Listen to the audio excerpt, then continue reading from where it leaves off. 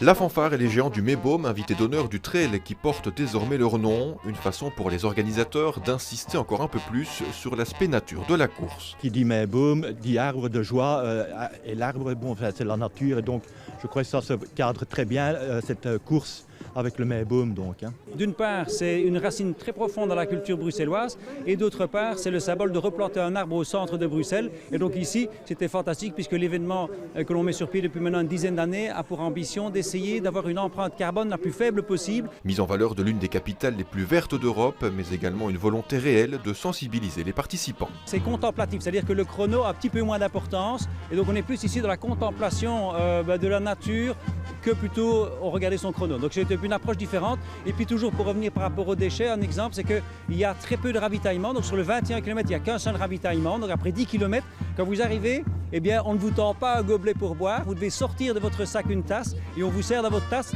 vous repliez votre tasse, vous repartez avec. Donc c'est vraiment, c'est zéro déchet au ravitaillement. Donc c'est une autre manière de penser, c'est une manière de fonctionner. De nombreux coureurs avaient mis les entraînements de groupe entre parenthèses durant le confinement. Pour certains, c'était donc le premier vrai retour sur une ligne de départ. Ça fait grand plaisir de courir après le Covid avec le groupe à la fin.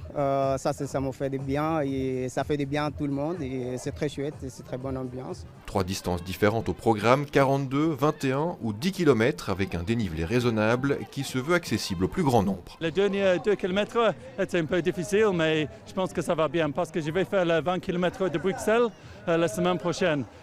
Cette course était pour trouver mon niveau. C'était une grosse surprise pour moi d'arriver dans les top 10. Maintenant, il y a eu les grosses montées dans la forêt. C'est ça qui m'a joué des tours.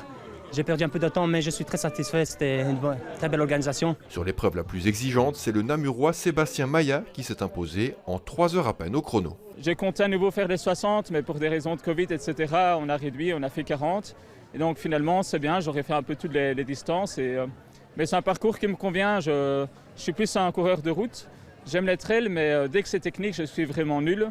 Mais là, c'est un trail plutôt assez roulant et bucolique, mais voilà, c'est pas trop technique et ça me convient. Parmi les meilleurs ce dimanche, nombreux sont ceux que l'on retrouvera dimanche prochain pour les 20 km de Bruxelles.